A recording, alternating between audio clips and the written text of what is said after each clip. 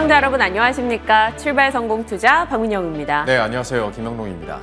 사실 이 뉴욕 증시 잘 나가고 그럴 때 우리가 이 디커플링 될 때 많이 속상했었거든요. 그렇죠. 그랬는데 또 뉴욕장이 힘 못 내고 이렇게 혼조세 기록하니까 그건 그거대로 우리 장에 영향 주니 그것도 속상하고 맞아요. 조금 오늘은 그런 기분이 들었어요, 아침에. 다 같이 잘 나가야 되는데 참 좀 안 좋은 건 닮고 뭐 그런 답답한 분위기입니다. 그런데 또 반대로 긍정적으로 볼 수 있는 건 시장이 힘들 때 똑같은 이슈 가지고도 진짜 항상 안 좋은 것만 보고 그리고 좀 안 좋게 해석하고 그러잖아요. 네. 근데 요즘 들어서는 똑같은 지표가 나오고 똑같은 이벤트가 지나가더라도 그래도 좀 좋게 해석하려고 하는 시장의 반응들이 좀 있습니다. 그리고 올라가려는 움직임들 떨어질 때도 어떻게든 좀 버텨주려는 움직임들이 장중에 나오거든요. 네.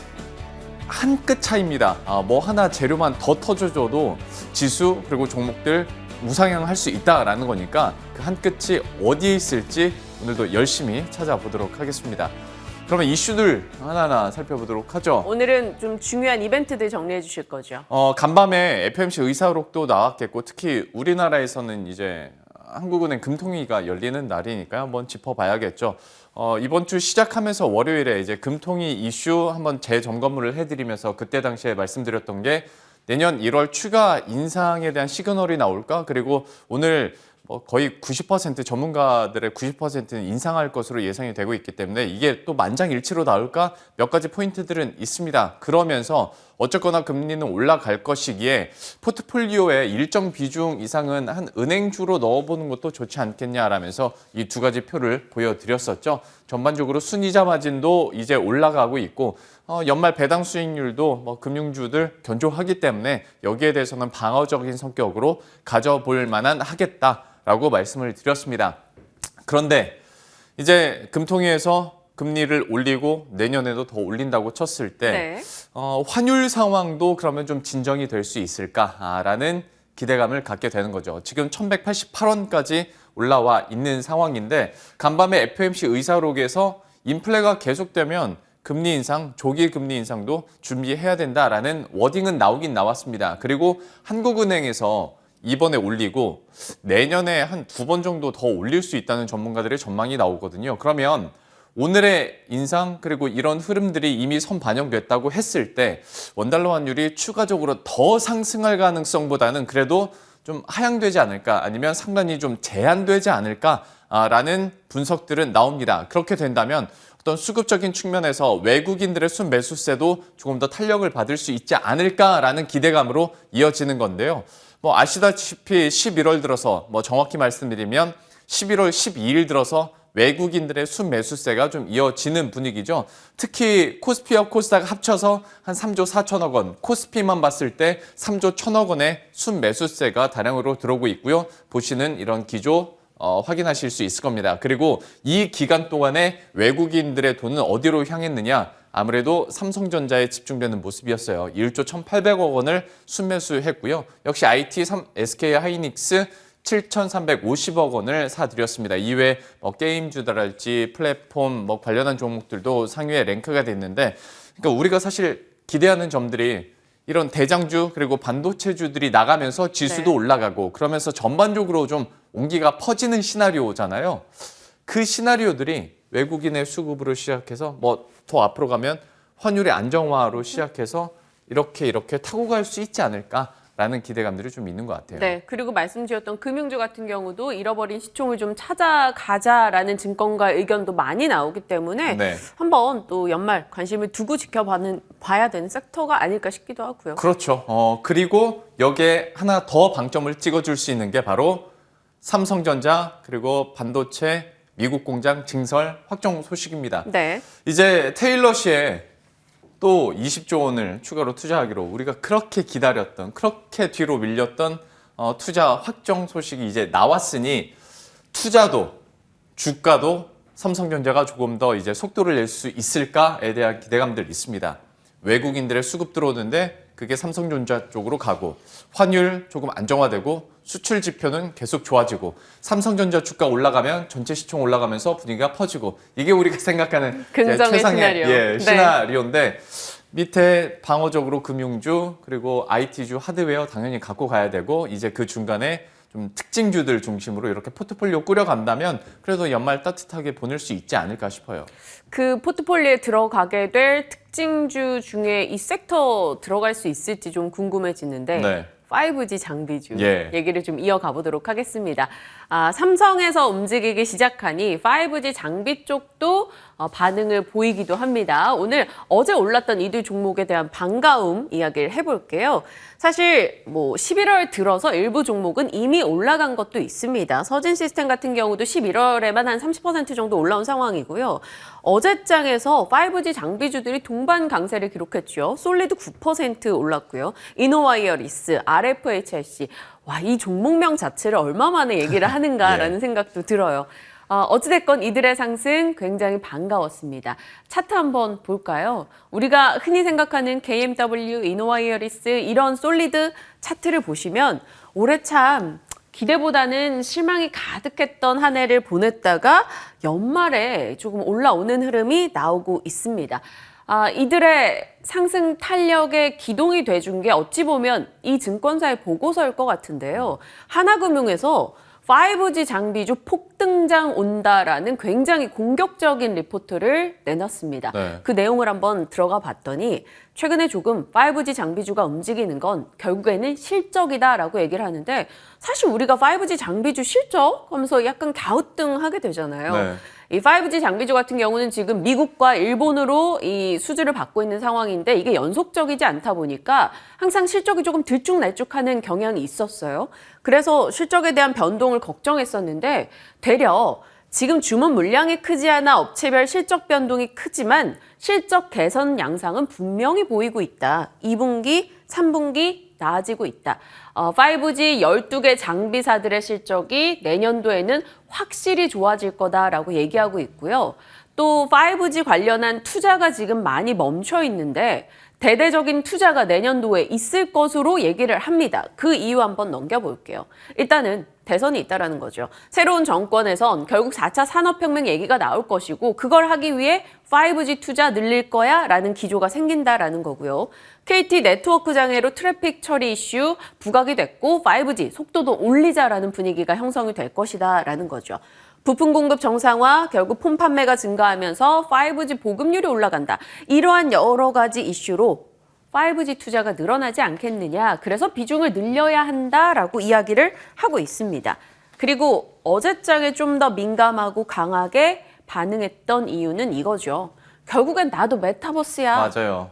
이거죠. 사실 우리가 지금 주목하는 메타버스, 블록체인, 로봇, 자율주행차, 사물인터넷 이거 하려면 다 너네 뭐 해야 되는데?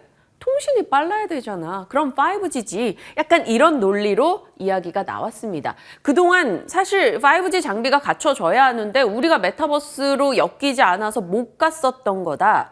더 갈 수 있다라고 하나금융에서는 이야기했고요. 메타버스 관련해서 그러니까 주식시장 흐름 보시면 처음에 어떤 플랫폼이나 컨텐츠 쪽으로만 엄청 몰렸었잖아요. 네. 근데 생각해봤더니 이거 보려면 기기가 필요해. 그리고 클라우드 서버가 필요해.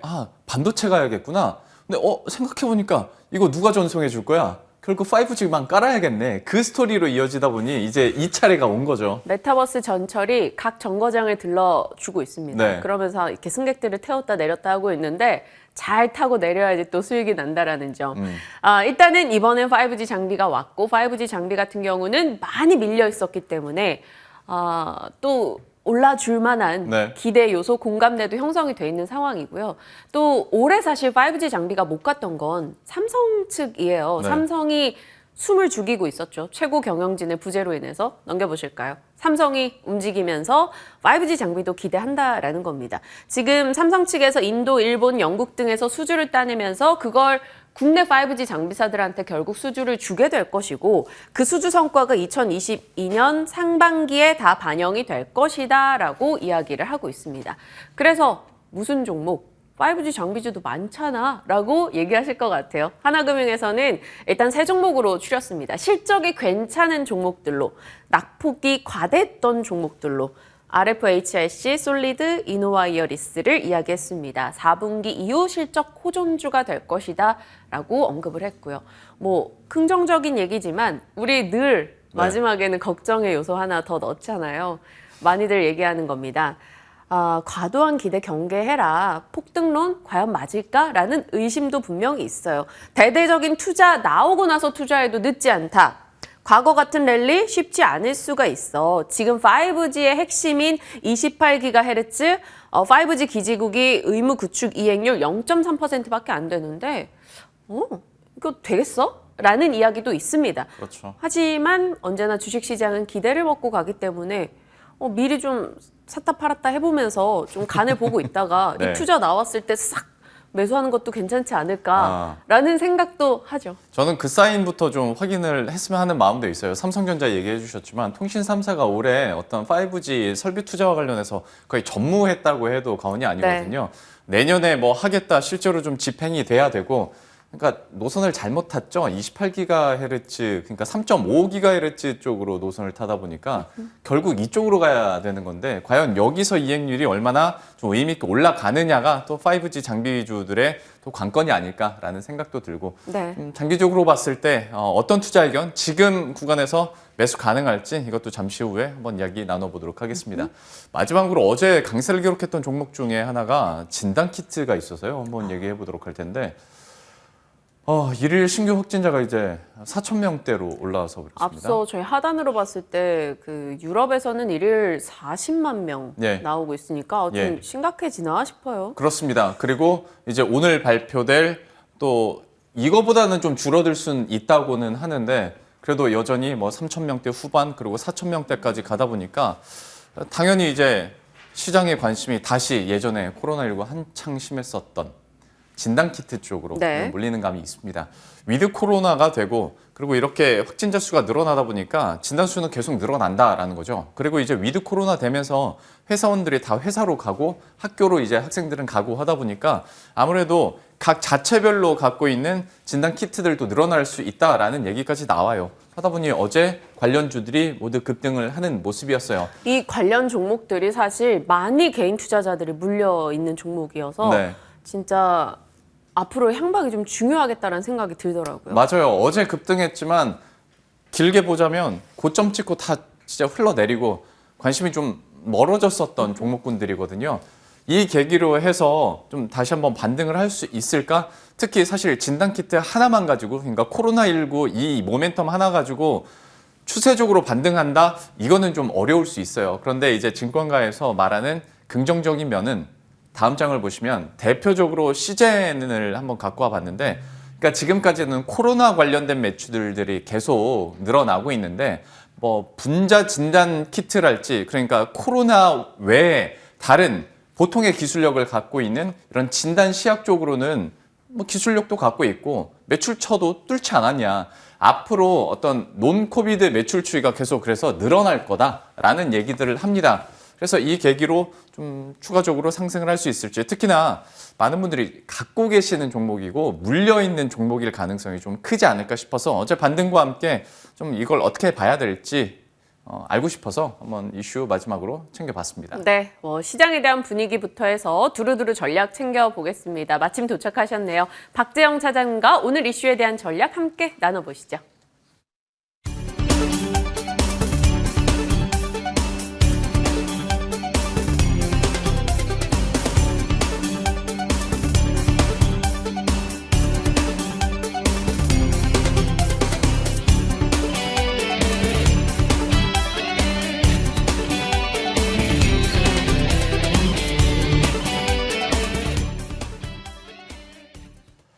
그러면 시장과 또 종목들에 대해서 투자 의견과 전략 들어보도록 하겠습니다. 오늘 한국투자증권 이프랜드웨어 박재영 차장과 함께합니다. 어서 오십시오.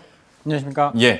전반적인 시장 분위기부터 한번 살펴보죠. 오늘 이제 금리 인상 거의 확실시 되는 분위기고 과연 내년에 또 어떻게 올릴까에 대한 시나리오들은 뭐 나오고 있습니다만은 어떤 불확실성 해소 측면에서 또 그리고 환율 상황도 지금보다 조금 더 안정이 된다면 좀 우상향할 수 있지 않겠냐라는 얘기들도 많이 나옵니다. 좀 어떤 이벤트 이후의 시장 어떻게 판단하십니까? 네, 오늘 이제 금통위가 열리는데 아마 0.25% 인상할 가능성이 매우 높습니다. 그래서 1%가 될 텐데 지금 뭐 미국채 3년 미국채가 아니죠. 죄송합니다. 우리 국채 3년물 기준으로 보면 2%를 넘어서고 있습니다. 그래서 지금 기준금리랑 1%가 이상 0.25를 올린다라고 하더라도 1% 이상 더 높은 상황이기 때문에 채권 시장은 이미 다 반영을 했다라고 보는 게 맞을 것 같고요. 네. 내년 초에 한 번 더 올리는 것까지도 지금 반영이 되어 있는 그런 상황입니다. 그래서 금리 인상 때문에 오늘 한국은행이 금리 인상 발표하면 시장 뭐 큰일 나는 거야 이렇게 생각할 필요는 전혀 없고요. 과거에도 올려도 막 그렇게 크게 막 변동성이 커진달지 그러진 않았잖아요. 그렇죠. 왜냐하면 이제 선반영 되어 있고 네. 이거는 제가 정확히는 기억 안 나는데 이주열 총재가 한 5월부터 이야기를 한 거였어요. 네. 5월부터 금리를 올려야 된다, 계속 이야기를 했기 때문에 금리 인상에 대해서 시장은 공포를 가지고 있지는 않는 상황인 것 같고요. 게다가 우리만 올리는 거냐? 그렇지 않습니다. 지금 터키를 제외하고는 대부분 금리를 올리고 있는 네. 상황이죠. 터키가 지금 금리를 잘못 내려서 리라가 지금 폭등을 그렇죠. 하고 있는데 뭐 그런 문제가 뭐 사실 금리를 내리면 발생하는 거고 금리 올리는 건 지금 자연스러운 현상이다라고 봐야 되고요. 어저께 FOMC 의사록에서도 굉장히 매파적인 발언들이 많이 쏟아져 나왔습니다. 테이퍼링 빨리 미리 해놔야 네. 인플레이션에 대비해서 금리 올릴 수 있다. 이거를 지금 연준에서 준비를 하고 있는 거거든요. 그래서 미국에서도 12월이 아니라 6월에 올라갈 가능성이 금리를 올릴 가능성이 굉장히 높다라고 하고 있기 때문에 시장에서 이야기하는 금리 올려서 미국과의 미국과의 금리 차가 벌어져서 외국인 자산이 다 빠져나간다. 11월 달에 금리 올리는데 외국인은 사고 있거든요. 그렇죠. 네. 뭐 그렇게 걱정하실 필요는 없을 것 같고 금리는 어느 정도 선반영 되어 있다라고만 판단을 하시면 좋을 것 같고 이제 금통위의 코멘트가 좀 중요할 것 같아요. 계속 올릴 거냐, 그렇지 네. 않을 거냐. 일단은 내년 대선 전에 한번 올리는 거를 반영시켜 놓긴 했지만 그 이후에도 계속 뭐 인플레 우려 이런 것 때문에 올린다라고 한다면 그 다음에는 어떤 행보를 보일지가 좀 걱정스러운데 뭐 그렇게 한국은행도 공격적으로 나올 상황은 지금 아닌 것 같다라는 게 시장의 의견이고요. 네. 그러면 금통위는 이제 선반영돼 있기 때문에 오히려 불확실성 해소로 오히려 시장 반등에 기회를 또 줄 수 있지 않을까라는 생각을 좀 해볼 수 있을 것 같습니다. 저도 같은 생각이고 하다 보니 이제 또 긍정적으로 얘기가 나오는 게 삼성전자 같은 경우에 네. 한번 급등을 한 이후에도 다음날 빠지지 않았고 어제도 하락을 하긴 했는데 어떻게 보면 어떻게든 막 버텨서 올라가려는 꿈틀꿈틀한 움직임들이 계속 삼성전자에겐 있잖아요. 불확실성도 이제 한번 지나가고 외국인들의 수급이 몰란다면 삼성전자 이제 진짜 인고의 시간은 끝났나라는 기대감들 어떻게 보십니까? 일단은 이제 삼성전자나 메모리 반도체 시장에 대한 평가가 좀 과한 것이 있었고요. 이게 예측을 할 수 없고 2016년도에 우리가 너무 큰 변동성을 봤기 때문에 삼성전자가 또 어마어마하게 올랐다가 또 큰 폭으로 하락을 하고 반도체 가격이 정말 무서운 속도로 올라갔다가 무서운 속도로 하락했기 때문에 작년 말에 나왔던 그 반도체 슈퍼사이클, 그 다음에 올해 중순에 나왔던 이제 겨울이 온다라는 네. 뭐 그런 이야기들, 네. 이게 과거에 너무 한번 크게 당했기 때문에 그 2016년도에 애널리스트 중에 정말 엉터리로 예측한 사람들이 엄청 많았어요. 반도체가 좋을 리가 없는데 서버에서 수요가 많이 나오면서 반도체 가격이 계속 올라갔거든요. 네. 그러면서 삼성전자, 하이닉스가 급등했죠. 네. 그럴 때마다 삼성전자 매도 보고서들이 막 쏟아져 나왔습니다. 반도체 가격이 이렇게 오를 리 없다. 본 적도 없고. 이제 그런 사이클을 한번 겪었기 때문에 이번에도 많이 겁을 먹은 거죠. 작년 연말에 슈퍼사이클 이야기가 나오고 올해 5월 달에 뭐 겨울이 온다라는 이야기가 나오고. 근데 사실 반도체 가격 까보니까 그렇게 많이 오르지도 않고 그렇게 많이 하락하지도 않았거든요. 네. 반도체 8기가 디램 가격을 보면요. 지금 겨울이 왔다라고 생각할 정도로 하락한 건 아닙니다.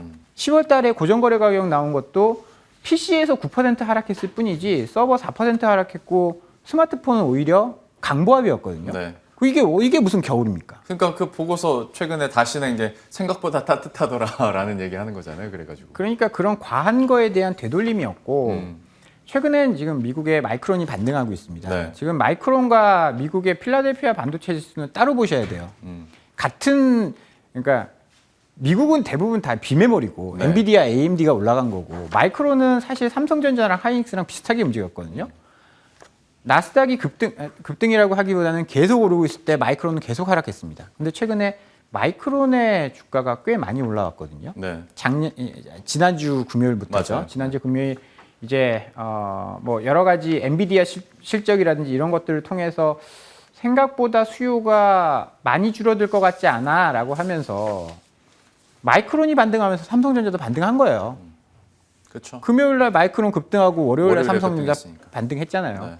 최근에 외국인의 수급이 계속 들어오고 있는데 외국인이 봤을 때 마이크론 좋네. 그러면 다른 나라에는 뭘 사야 될까라고 하면 답이 나오는 거는 목적지는 두 개뿐이 없거든요. 네. 마이크론이 좋은데 TSMC를 살 리는 없습니다.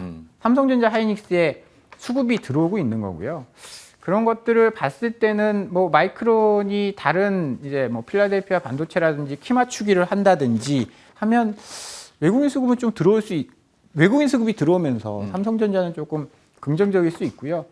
삼성전자가 그렇다라고 해서 뭐 여기서 10만 전자 간다? 이건 또 과도한 이제 해석이고 그러려면 반도체 가격이 하락이 멈췄다라는 걸 좀 확인을 할 필요는 있을 것 같습니다. 네. 10만 전자 가려면 반도체 사이클이 조금 돌아서야 되는데 뭐 요새 메타버스 이야기 하잖아요. 그쪽에 대해서 서버에 대한 신규 수요, 서버 투자에 대한 신규 수요들이 늘어난다라고 한다면 반도체 사이클은 생각보다 짧을 수 있고 그렇게 되면 뭐 삼성전자, 하이닉스 반등이 나올 가능성이 좀 높다라고 봐야죠. 일단은 분위기가 좋기 때문에 한번 기대감을 가지고 삼성전자의 추가적인 상승 흐름도 계속 기대해 보도록 하겠습니다. 어떤 시장과 대장주들의 이야기 해봤고요. 5G 오랜만에 또 얘기를 해보죠. 좀 내년까지도 봤을 때 좀 투자 유망한지 아니면 아직 확인할 게 더 있는지 어떤 투자 의견이세요? 저는 뭐 그렇게 긍정적으로 보고 있지는 않습니다. 이게 우리가 4G 때 다 당해봤거든요. 네. 5G는 실적이 좋다라고 해서 올라가는 건 아닙니다. 5G가 올라올 때 생각을 해보시면 한 2년, 3년 전이었던 것 같은데 5G 시작할 때 올라왔어요. 네. RFHIC 이런 거 다 고점은 실적 나오기 전에 고점을 찍었거든요. 왜냐면 뭐 그 통신사에서 5G 한다, 통신망 사오고 이거 네. 한다라고 하면 장비 수주할 거는 뻔하거든요. 네. 그래서 미리 올라간 거고 그러면 그때보다 수주가 계속 더 늘어날 수 있는 것이냐, 통신사들이 그 투자를 더 할 것이냐 이거를 따져봐야 되는 거거든요. 네. 통신사들은 지금 뭐 6G 준비한다라고 뭐 그런 이야기 나오고 있는 상황에서 5G에 돈을 더 쓸 건가 이걸 고민을 해봐야 되는 거거든요. 뭐 글쎄요, 실적이 암만 좋아져도 2008년도 조선주들을 다 박살났습니다. 이유는 배 만드는데 3년, 4년, 5년 이렇게 걸리거든요. 네. 수주가 그때는 딱 끊기고 실적만 좋아지는 시점에서 실적 좋은데 왜 이러지? 이렇게 생각하시는 분들 굉장히 많았을 거예요. 5G도 마찬가지입니다. 실적은 굉장히 좋은데 왜 그러지? 앞으로 안 좋아질 거니까. 그래서 그것 때문에 지금 5G가 뭐 메타버스에도 들어가고 뭐 이런 것들 때문에 지금 단기적으로 지금 움직임이 나오고 있긴 한데 새로운 수주 모멘텀이 크게 발생하지 않는 한 뭐 삼성도 버라이즌에 뭐 지금 다 해놓고 추가적인 뭐 수주가 나왔다라는 이야기들은 안 들리고 네네. 있지 않습니까? 그래서 아주 쉬운 이야기는 아닐 것 같다. 단기적으로 좀 대응을 하실 필요가 있을 것 같습니다. 메타버스 이제 열차를 타긴 탔으나 장기적으로 봤을 때 여전히 좀 쉽진 않을 것 같다라는 얘기까지 들어봤습니다. 5G 장비주들 투자 의견 들어봤고요. 코너 속의 코너로 넘어가 보도록 하겠습니다. 오늘의 재용 스픽은 다시 찾아온 코로나 공포, 증시 부담 커지나로 주제를 정해주셨는데 증시 어떻게 읽고 또 여기에 대해서 투자 전략이나 아이디어는 어떻게 갖고 계신 거예요? 네, 이번 주 월요일에 삼성전자 올라오면서 시장 되게 좋다라고 생각을 하실 수도 있겠지만 삼성전자만 올라왔잖아요. 그랬죠. 그다음에 메타버스 투자하신 분들은 다 박살났고 결코 좋은 시장은 아니었던 것 같습니다. 네. 장중에 보더라도 올랐다 내렸다 굉장히 반복하고 삼성전자 이렇게 많이 올라왔잖아요. 지수 보면 그대로 3,000이에요. 그렇죠. 네, 좋은 시장은 절대 아닙니다. 그래서 이유가 뭘까라는 것들을 뭐 좀 생각을 해보면 뭐 금통위에서 금리도 올린다라고 하고 뭐 여러 가지 뭐 시장의 테이퍼링 변수라든지 이런 것들이 있지만 코로나가 재확산되는 것도 저는 시장의 불안 요소라고 봅니다. 네. 최근 보면 이제 위드 코로나 하고 나서 확진자가 급증하고 위중증자가 급증하고 있습니다. 네. 저희 보시면 60대 환자가 급증하고 있거든요. 저거는 이제 어르신들은 코로나 백신을 상대적으로 좀 일찍 맞으셔서 그 효과가 많이 떨어진 상태에서 거리 두기가 풀려버리니까 저렇게 확진자가 늘어나는 건데 뭐 다행스럽게도 지금 백신은 공급이 충분해서 부스터샷을 맞으면 된다라고 해서 해결이 곧 되겠지만 60대 환자가 많이 늘어나면서 위중증 환자가 늘어나고 있어요. 그렇게 되면 병상, 지금 제가 최근 데이터는 확인을 못했는데 한 이틀 전 뉴스에는 이제 수도권의 병상이 83%까지 찼다라고 하더라고요. 네. 그러면 90% 넘어가고 100% 다가가면 정부가 이 위드 코로나를 계속 유지할 수 있을 것인가에 대한 걱정도 한번 좀 해봐야 되는 거고요. 뭐 아까 진단키트 이야기하셨는데 진단키트가 이제 급등하더라고요. 근데 사실 저는 뭐 당분간은 이런 움직임이 나타날 수 있다라고 봅니다. 왜냐하면 확진자 수가 계속 늘어날 거니까. 근데 이제 진단키트에 대해서 한마디만 더 드리면 그 뒤에 뭔가를 할 수 있는 종목을 찾아야 된다라는 거죠. 네. 그리고 많이 물렸다 올라오는 종목보다는 진단키트 중에 또 많이 안 빠진 종목들도 있어요. 네. SD 바이오 센서 같은 경우에는 뭐 최근 상장해가지고 좀 주가 고점이거든요. 근데 고점인 아이들과 저점인 아이들은 한번 고민을 해보셔야 됩니다. 저점인 아이들이 많이 빠져서 좋을 것 같죠. 거기 물려 있는 사람들 주가 올라오면 어떻게 할까요? 다 이제 그렇죠, 다 성과가 오면 팔겠죠. 파는 거죠. 뭐 그리고 이들이 돈을 많이 벌었기 때문에 실적이 좋아서 올라갈 것이다. 그런 오해를 하시는 분들이 있는데 아까 5G랑 똑같습니다. 이거 코로나 곧 끝날 건데 코로나 끝나고도 이 실적 유지할 수 있을까? 안 됩니다. 네. 불가능한데 이 벌어놓은 돈으로 M&A라든지 R&D 투자를 해서 뭔가 새로운 거 할 수 있는 큰 기업들을 찾으셔야 되고요. 사실 닷컴 버블 때도 다 죽었잖아요. 근데 결국 닷컴 버블이라는 이런 것들이 이 변화가 아마존을 만들었고 네이버를 만들었습니다. 네. 이제 그런 기업들이 탄생을 할 텐데 그런 가능성이 있는 종목들을 한번 실적이 잘 나오고 기술이 좋은 종목들을 찾아볼 필요도 있을 것 같고요.